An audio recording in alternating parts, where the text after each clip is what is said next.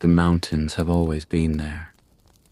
Not as scenery, not as some noble challenge, just as a fact, a great silent wall of rock and ice that has watched 1,000 travelers make the same mistake. Tonight we follow one of them. Not a king, not a hero, just someone with poor timing and worse luck. You stand at the foot of the pass as the last autumn wind dies in your cloak. The villagers warned you. They always do. Their grandfathers told stories of men who vanished between one snowfall and the next, their frozen hands still clutching empty purses. But warnings are just stories until they happen to you. The merchant caravan ahead is already tying themselves together with frayed ropes. A sensible precaution, if anything about this journey could be called sensible. The lead mule's breath comes in white puffs. Quick as a heartbeat, even the animals know. But the toll collector has your coins now, and winter won't wait for doubt. There are reasons people try this. Good ones, they'll tell themselves. A shipment of Flemish wool that must reach Florence before the contracts expire. A pilgrimage vow made in summer's warmth that now echoes hollow in the cold. A message from some minor lord who won't care if you die delivering it. The reasons matter less with each step upward. The path isn't a path so much as a suggestion where the snow hasn't settled yet. Your boots find purchase in the scars of 100 others who came before. Most made it. Some didn't. All left part of themselves in the ice. The higher you climb, the more the world narrows. The valley below disappears first, then the trees until there's just the next foothold and the burning in your lungs. Somewhere ahead, a rock shifts. Not a rock slide, not today, but the mountain's way of reminding you it's listening. The sound echoes off walls of stone older than kingdom, older than language. The Alps don't care about your reasons.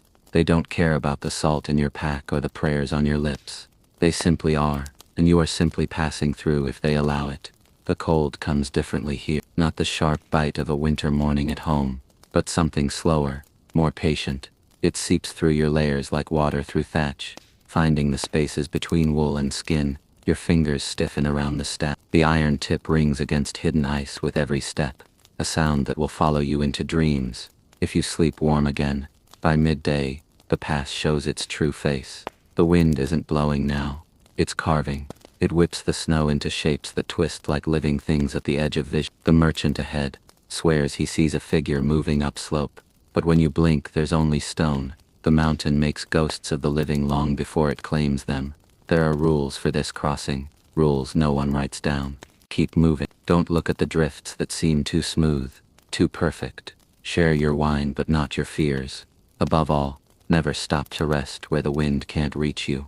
The cold settles in those still places, and what settles doesn't always leave. The shadows grow longer, though the sun vanished hours ago behind the peaks. Time means less here. You measure the journey in breaths now, in the growing space between one step and the next. The wool over your mouth stiffens with frozen breath. Somewhere ahead, a mule balks at nothing. The sound doesn't echo. The mountain takes that too. Night comes early here. It doesn't fall so much as rise from the snow itself. The torches you light seem smaller than they should, their glow barely touching the eye. The guides murmur about shelters, some ancient, some left by last week's fools. But the snow has buried them all the same. There will be no fire tonight, just huddled shapes and shared body heat, and the creeping knowledge that dawn is very far away. The stars, when you finally see them, offer no comfort. They're too bright here, too sharp. They watch without blinking as your breath comes slower. The cold isn't something you feel anymore. That's the first warning. The second comes when you realize you can't feel the person next to you shivering. Some make it, some don't. The mountain keeps no tally. By spring, the pass will give up its secrets. A rusted sword hilt here, a bone there, all polished smooth by the wind. The villagers will nod and tell the story again to wide-eyed travelers. And high above, the snow will keep falling, patient as time, on the ones who thought they could outlast winter. The mountains never forget. They keep the bones of the proud, the desperate, the foolish, all those who thought they could conquer a pass in winter. Last time we stood at the foot of that fatal slope, watching another doomed traveler tighten their cloak against the gathering storm. Now we follow them upward, into the heart of the Alps' cruelest passages, places where even the wind seems to whisper, "Turn back." There are names for these paths, though few dared speak them aloud. The Bernard Pass, where monks would later build their famous hospice. but for now offers only wolves and false trails. The Splugen, where Roman engineers once cut steps into living rock, now worn smooth by centuries of stumbling feet. The Brenner, lowest of them all, but no less deadly, when winter tightens its grip. These are not roads but trials by ice, each with its own way of testing a traveler's will to live. The higher you climb, the more the world narrows. What began as a merchant's road becomes a goat track, then barely a scrape in the snow. The air grows thin enough to starve a fire, let alone a man. Your breath comes harder now, each gasp like inhaling knife. The cold works differently at this height, not just biting at exposed skin, but seeping inward, slowing thoughts until even fear feels distant. Somewhere ahead, the led mule balks, its hooves scrabble at ice, polished smooth by countless crossings. The guides mutter about the curve ahead, the one pilgrims call the widow's view. Here the path turns cruel, narrowing until travelers must press against the rock face, while a sheer drop gapes beside them. Last season's wrecks lie far below, buried under fresh snow. The caravan inches forward, each shuffling step a silent prayer. The mountain tests in strange ways. At the highest passes, the air grows so thin that men see things. Shadows move where no living thing could cling. Voices call from empty valley. Some claim it's Saint Christopher, leading lost souls home. Others know better. The merchant ahead swears he sees his dead brother waving from a snowdrift. No one stops to look. By midday, the real danger arrives. Not the cold, nor the drop, but the snow itself. That deceptively soft blanket hides crevasses, deep enough to swallow whole caravans. The guides probe ahead, with iron-shod staffs, listening for that hollow sound that means death beneath their feet. Yesterday's path might be tomorrow's tomb. The mountain remembers where you stepped, but won't tell. The worst isn't the visible dangers, it's the slow realization, creeping up your stiffening limbs. There's no turning back now. The descent would take longer than pressing forward. Supplies dwindle with each rest stop. The wineskins freeze solid. Even time becomes untrustworthy, as the weak winter sun skims the peaks without warming them. As dusk bleeds the last color from the sky, the pass reveals its final cruelty. The false summit, that crest you've struggled toward all day, just another ridge. The true peak lies beyond, wreathed in gathering storm clouds. The guides exchange glances. No need to speak. Either you cross tonight, or you don't cross at all. The wind rises as darkness falls, sculpting the snow into strange shapes. What might be a cairn ahead turns out to be just another trick of the light. The last torch gutters, its glow barely reaching the next set of footprints. Yours, from hours ago, already half erased.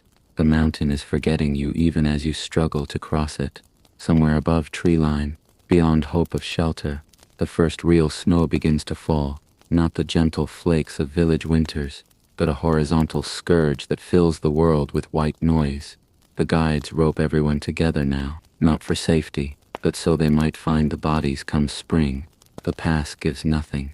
Not mercy, not memory, just cold patience as another season's travelers etch their suffering into its slopes. By dawn, those still moving will swear they hear bells in the distance. The monks say it's salvation calling. The survivors know better. It's just the wind, wringing ice from the rocks, tolling another nameless soul's passage. Next time, we'll follow those who made it through, or thought they did, to discover what the descent takes from a man. But for now, the snow keeps falling, the wind keeps singing, and the mountain keeps its endless watch over all who dare its paths. The mountain remembers those who pass, but keeps its silence. Last time we watched travelers vanish into the white fury of an alpine storm, their fates written in snow that never stops falling. Now we come to the survivors, or what's left of them, and the desperate tricks they used to cheat the cold. These aren't heroic strategies, just the small, sad wisdom of those who've walked too far to turn back. Morning finds the caravan changed. The faces that seemed so determined at the foothills now wear the hollow look of men who've seen the past take its due. Frost clings to beards like old age come too soon. Someone's missing, not dramatically, just an absence where a shadow should be. No one speaks of it. The mountain takes what it will, and questions are heavier than packs. The survivors move differently now. They've learned the rhythm of this place, how to place each foot flat on the ice, how to lean into the wind without fighting it. There's an art to suffering efficiently, The merchant's fine gloves gave way days ago to rough wool wrappings. The threads stiff with frozen breath. Feet are bound in layers of rags. The ones who still have feeling in their toes. Every movement is calculated, precious energy measured out like gold. They say hunger makes a man inventive, but cold makes him simple. The tricks emerge slowly. The traveler rubs a smooth stone between his palms. The friction the only warmth he'll know today. Another stuffs dried grass in his boots. The stale smell of summer somehow comforting. They walk in single file now, each man stepping precisely where the one before stepped, trusting the snow a little less with each mile. The rope around their waists isn't for safety anymore. It's become something darker, a tether to the living. When someone stumbles now, the others don't immediately notice. The line just grows taut, a silent question in the slack. Sometimes the fallen rise. Sometimes the rope must be cut. The mountain takes its toll in inches, in slowed pulses, in the way the will to live becomes abstract. There are rules written in the ice. Never stop moving, even to piss. Don't look at the snow too long. It starts to look back. When the visions come, and they always come, ignore the figures beckoning from sunlit valleys that don't exist. The worst is the warmth that comes when you should be freezing. That's when you dig your nails into your palms until they bleed, just to feel something real. The survivor's feast is meager, moldy cheese softened against skin, wine thawed in mouths before swallowing. They don't taste. Every calorie is fuel, every swallow a calculation. The merchants no longer guard their wares. A length of silk becomes a face wrap. A cask of spices is traded for a handful of rancid fat. Wealth means nothing here but weight. By the third day, language starts to go. Words take too much effort. Communication becomes nods, grunts, the occasional pressure of a hand on a shoulder. The silence would be terrifying if you had room left for terror. Instead, it just is. The wind fills the spaces where conversation used to be, singing its endless, indifferent song. The descent should be easier. It isn't. Going down means loosening your guard, and the mountain punishes complacency. The ice knows when you think you've won. That's when it slips beneath your feet, when the hidden crevices yawn wide, when exhaustion finally overtakes the adrenaline. The survivors don't celebrate when they see the first stunted trees. They just shift their packs and keep walking, knowing the mountain lets no one go unscathed. When they finally reach the valley, if they reach it, they'll find spring waiting. Green shoots push through snowmelt. Birdsong replaces the wind's howl. The survivors won't speak of what they've endured. There are no words for it anyway. They'll just stand there blinking in sunlight that holds no warmth for them anymore. Their bodies already forgetting what their souls never will. The mountain doesn't care who makes it down. It's already turning its attention to the next group of fools on the far slope, beginning their own slow ascent into the white. Their time will come. The pass is patient. The cold never rushes, and the snow keeps its own accounting of all who dare to cross. The survivors never truly leave the mountain behind, long after their boots have dried and their beards no longer glisten with frost. The cold stays with them, in their bones, in their dreams, in the way they pause too long before answering simple questions. Last time we watched them stumble into the valley, hollow-eyed and wordless. Now we turn to what the past took from them. Not just fingers or toes, but pieces of their very selves. The first nights back among the living are the cruelest. The body so long clenched against the cold doesn't know how to unclench. Sleep brings no rest, only visions of endless white, and the terrible knowledge that somewhere up in the dark, the wind is still howling through the pass. They wake gasping, reaching for ropes that aren't there, kicking at blankets that feel like settling snow. The physical marks fade slowest, fingers blackened at the tips, never quite regain their feeling. The limp from a frostbitten foot becomes as much a part of a man as his name. Some learn to hide their scars. Gloves in summer, careful angles when sitting. Others wear them openly, silent challenges to those who've never known true cold. The villagers whisper when they pass, equal parts awe and pity. No one asks what happened up there. The answers live in the way these men stare at winter clouds. But it's the invisible wounds that run deepest. The merchant who can no longer bear the sound of wind in the eaves. The pilgrim who startles at drifts of flour in the mill. The way they all pause before crossing even the smallest bridge. as if expecting it to collapse into an alpine crevasse. They develop strange habits, checking their boots for snow each morning, hoarding scraps of cloth, like they might need to bind frozen limbs again. The world moves on around them. Wives chide them for staring too long at the fire. Children tug at sleeves, confused when father flinches from their warm touch. There are feasts to attend, trades to practice, lives to resume, but something essential was left up on those slopes, buried too deep beneath the ice to ever recover. Some try to go back, not across the pass, never that, but to stand at its base in summer, when wild flowers dot the meadows and the snow retreats to the highest peaks. They look up at those familiar slopes now green and gold in the sunlight, and try to reconcile this gentle place with the monster that nearly took them. The mountain gives no answers. It simply is, waiting for winter like a patient hunter. The lucky ones find ways to live with it. They marry patient women who don't mind waking to muffled screams. They take up trades that keep them near constant heat, blacksmithing, baking, anything to feel fire on their skin. They tell themselves the shaking hands and night terrors will fade in time. They almost believe it.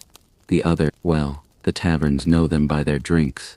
Always the strongest ale, gulped like it might thaw something inside. They're the ones who start at the first chill of autumn, who eye the first snowfall like an old enemy come calling. Some disappear when winter returns, last seen heading toward the foothills with no clear destination. The villagers say they're drawn back, that the mountain claims its own in the end, and high above, the pass endures. The snow keeps falling, the wind keeps carving, the ice keeps its vigil. New travelers arrive each season, bold and bright-eyed, certain their journey will be different. The survivors watch them go with a mix of envy and sorrow, knowing what awaits them in the high places where the world goes quiet. The mountain never forgets a faith. It just waits for the right time to collect what it's owed.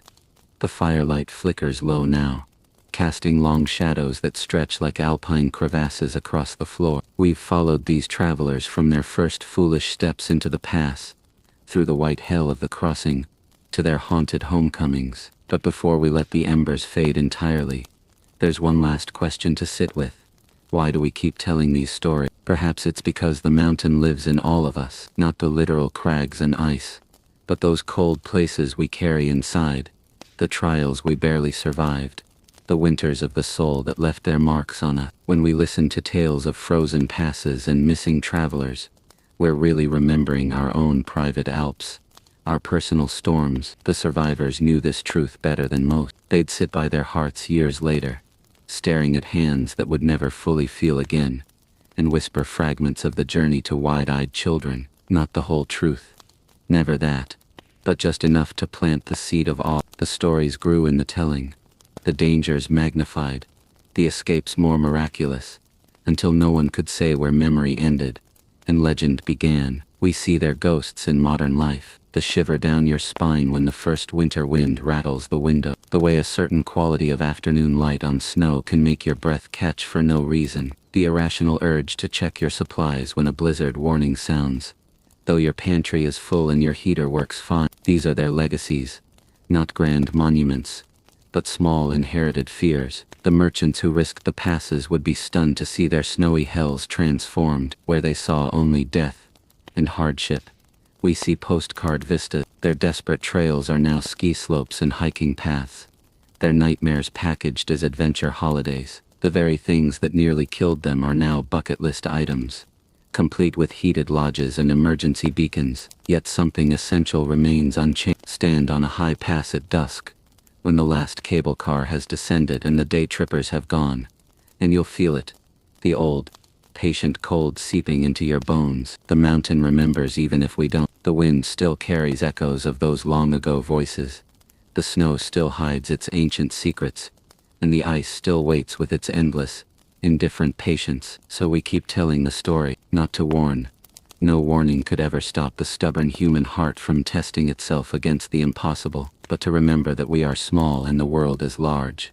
And some things like mountains, like winter, like time itself, will always be beyond our conquering. The fire's nearly out now. The cold creeps in at the edges of the room, just enough to remind you it's there, somewhere far away, on a high alpine pass, The first snowflakes of a new storm begin to fall. The mountain breathes, the wind stirs, and an endless cycle begins again. The descent into madness. The mountain does not let go easily. Those who survive the pass don't truly leave it behind. The cold lingers in their bones like an unpaid debt. The wind still hums in their ears long after they've stumbled down to greener valleys. What should feel like salvation? The first stunted trees, the trickle of meltwater, the distant curl of chimney smoke, only makes the horror more real, because now in the safety of lower slopes, the mind begins its slow unraveling. The merchant sees things. At first it's small, a shadow moving wrong at the edge of his vision, then the mule bells. He hears them at night, clear as chapel chimes. Though all the mules are dead or sold, the others pretend not to notice when he jerks his head towards sounds that aren't there. They've got their own ghosts. The nun crosses herself, each time a cloud passes over the sun, her lips moving in silent apology to a saint who didn't answer her prayers. The runaway apprentice hasn't spoken in 3 days, just chews strips of leather to feel his teeth still work. The first village at the foot of the pass knows better than to celebrate survivors. These people have watched too many hollow-eyed travelers stagger out of the snow. The innkeeper here keeps a special room. No windows, thick tapestries on the walls, a bed stuffed with hops to chase bad dreams. He charges double for it. No one complains. Tonight the merchant sits by the fire, turning a coin over and over in fingers that haven't felt warmth in weeks. The flames cast moving shadows that look like figures trudging through blizzards. He thinks he sees himself among them, still up there, still walking. The nun whispers that this is normal, that Saint Anthony himself heard voices in the desert. It doesn't help. Outside an early snow begins to fall, not the killing snow of the high passes, just soft flakes that melt on contact. The villagers bring out their winter stores, jars of honey, wheels of cheese, the last autumn apples, normal things, simple things. The survivors stare at this plenty like it's a foreign country. Their bodies sit at the table, but their minds are still up there, where hunger was a constant companion, and every bite had to be earned. The runaway apprentice startles them all by speaking suddenly. Do you hear that? Silent, then faint but unmistakable. The creak of leather, the jingle of harnesses, the sound of an approaching caravan. The inn's door bursts open. A blast of cold air, but no one enters. The road outside is empty. Always has been. The innkeeper pours everyone more wine without being asked. No one mentions the open door. No one mentions the tracks in fresh snow that lead toward the village but never arrive. Some truths are too heavy for words. The survivors sit closer to the fire that night. They don't speak of what they heard. They don't need to. The mountain sends its echoes down, with those who escape it. The real question isn't whether the sounds are real. It's how long you can pretend not to hear them. Sleep comes fitfully, if at all, and high above in the forgotten passes. The snow keeps falling on empty trails. Waiting, always waiting. There should be 5. His fingers twitch toward the empty space where the wool trader from Bruges used to sit, laughing too loud, slopping ale onto the table. No one mentions the missing chair. No one has to. The innkeeper's wife brings bread. It's stale, but no one complains. Stale bread is a luxury when you've eaten snow for supper. The nun tears hers into tiny pieces, arranging them in a careful line like markers on a trail. The runaway apprentice watches her hands with hollow eyes. He hasn't touched his food. A commotion outside, voices raised in the square. The village priest stands by the well, unrolling a stained parchment. Names. Always names. The merchant doesn't want to look, but his feet carry him forward anyway. Some debts demand witnessing. The list is shorter this year, only 14 missing. The priest says this like it's good news. The villagers murmur thanks to saints the survivors have stopped believing in. Then a sound like a wounded animal. A woman pushes through the crowd, her fingers leaving bruises on the priest's arm. My husband, she says. Just that. The merchant remembers the man. Broad shoulders. A laugh that shook his belly. The way he'd shared his last strip of dried meat when the blizzard trapped them for 3 days. The priest checks his list again, shakes his head. The woman makes a sound the merchant will hear in his dream. It's not grief, not yet. It's the sound of a soul standing at the edge of a crevasse, peering into the dark. The runaway apprentice turns away first. The nun makes the sign of the cross. The merchant stays frozen, watching as the woman's knees hit the frozen mud. He should say do something, but the words freeze in his throat.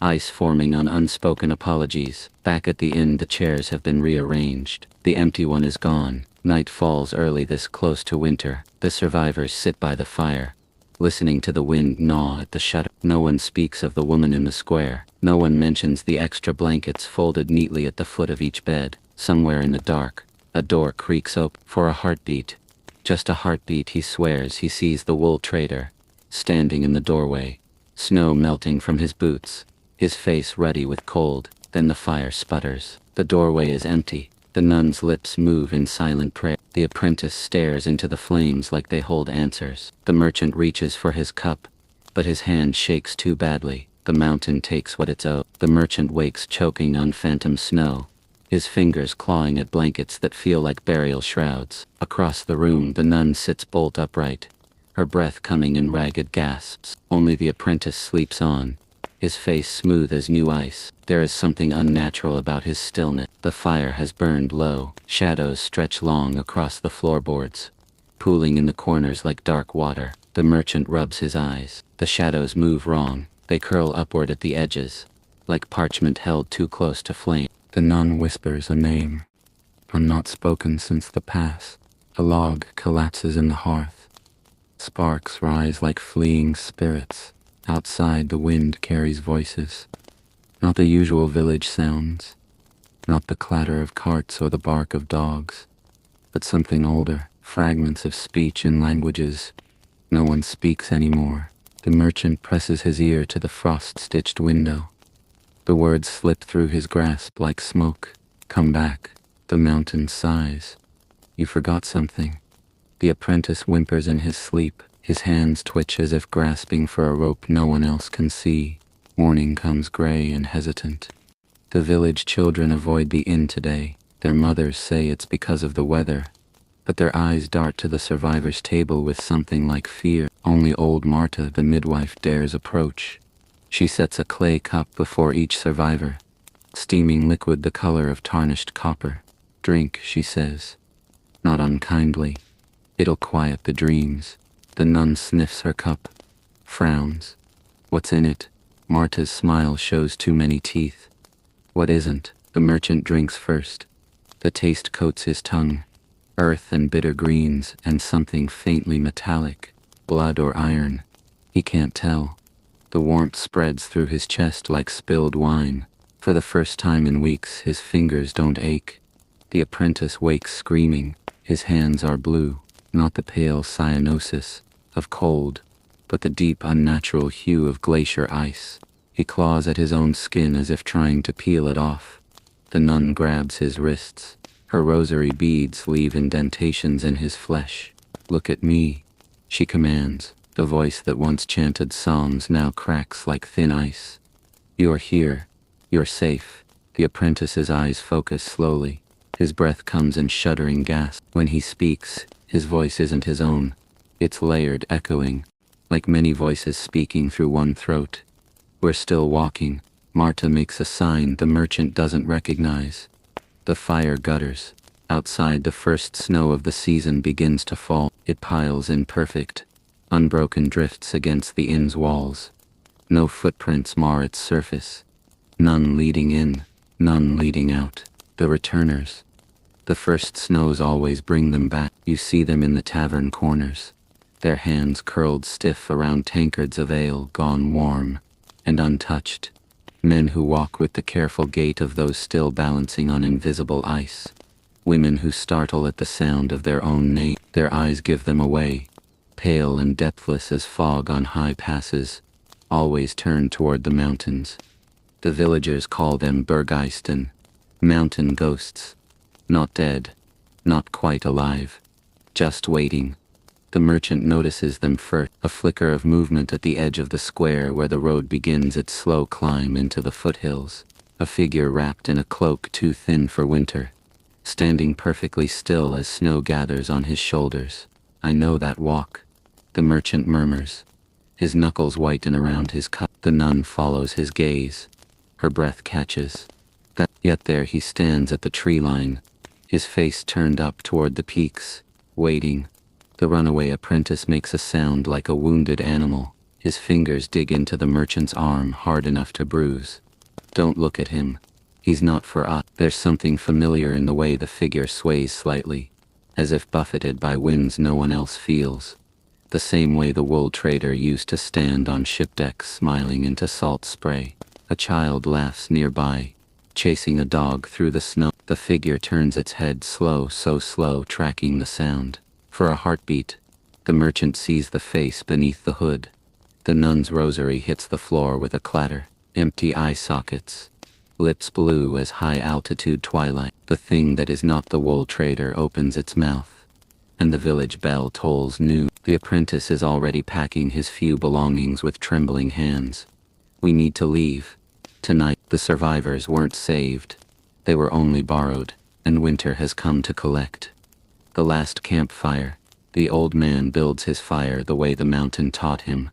Kneeling in the snow, his bones protest like creaking timber. The wind carries voices tonight. Real or remembered, he can no longer tell. He arranges the kindling with fingers that have never fully straightened since that last crossing. The scars along his knuckles gleam pale in the moonlight. Ridges of flesh that never tanned again after the frost took them. Grandfather. The child's voice startles him. He had almost forgotten she was there. She sits wrapped in 2 wool blankets, her small face peering out like a mouse from its nest. Her breath makes little clouds in the air. Why are we out here? The old man doesn't answer at first. He coaxes the flame to life, blowing gently until the fire licks at the dry branches. The light paints the snow around them in flickering gold, and for a moment the shadows look like figures standing just beyond the glow. To remember, he says at last. The child frowns. She is too young to understand, but old enough to sense the weight in his word. She pulls the blankets tighter. Remember what? Why? The names. The old man reaches into his coat and pulls out a small leather-bound book. The cover is cracked with age, the edges worn soft from years of handling. He opens it carefully, revealing pages filled with names. These, he says, running a trembling finger down the list, are the ones who didn't come back. The child leans closer, squinting at the faded ink. Who were they? People, he says simply. Just people. But they were more than that. There was Matthias the carter, who sang bawdy songs to keep their spirits up until his voice gave out in the thin air. Sister Helene, who prayed over every frozen body they passed, even when her lips turned blue. The boy from Augsburg, no one ever learned his real name, who shared his last strip of dried meat before vanishing into a snowdrift. The old man recites them like a liturgy. The child listens, her eyes wide. Did you know them all? Not well enough, he said. Somewhere in the trees, an owl calls. Hail. The things they carried. The old man reaches into his pack and lays out objects one by one in the snow. A rusty knife, its edge nicked from hacking at ice. A wooden button, carved with a tiny flower, lost by someone in the night. A fragment of rope, still stiff with old frost. The child picks up the button, turning it over in her small fingers. Who did this belong to? The old man hesitates. I don't know, he admits, but someone sewed it onto their coat once. Someone cared about it. He doesn't tell her about the frozen fingers they found still clutching it. The wind shifts, carrying the scent of pine and something older.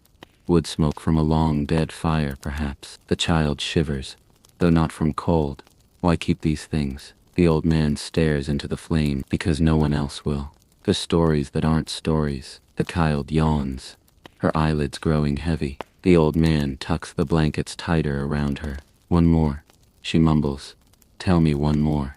So he does. He tells her of the night the stars went out, when the snow fell so thick they couldn't see their own hands. How the wind spoke in tongues, howling names none of them recognized. How something walked beside them in the blizzard, its footsteps silent, its breath hotter than any living thing's should be. The child's eyes are wide again. A log collapses in the fire, sending up a shower of sparks. For a heartbeat, the shadows around them shift, stretching, twisting, before settling back into place. The child doesn't notice.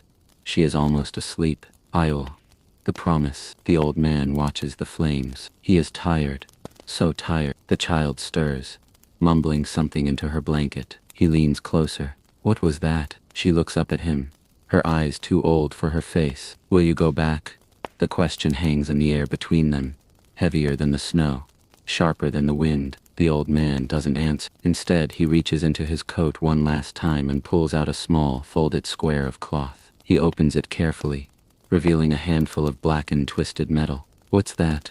The child whispers. It had run clear and bright on the first morning of their climb. By the third day, the sound had grown sluggish, like a dying heartbeat. On the fifth, it fell silent forever. The child reaches out, then hesitates. Can I touch it? The old man nods. Her fingers brush the metal once polished, now pitted with frost and time. A faint chime echoes through the clearing, though neither of them moved it. The old man's breath catches the last light. The fire burns low now. The child sleeps, her head pillowed on the old man's knee. He should wake her. They should return to the village, to the warm bed waiting for her. But the night is so quiet, so still. The wind sighs through the trees, carrying with it the faintest sound. Footsteps in the snow, approaching from the direction of the pass. The old man doesn't turn to look. He already knows who's coming. Epilogue. The morning after, the villagers find them at first light. The child sleeps peacefully, curled in the ashes of the dead fire. The old man sits upright, his face turned toward the mountains, his hands folded in his lap. They try to wake him. The child, when questioned, remembers only this: he was waiting for someone. No one asks who. They already know. The fire has burned down to embers now. Pay no attention to the sound it makes, like footsteps in fresh snow, like distant bells. Some stories don't end, some roads don't either. Sleep well. The mountain remembers.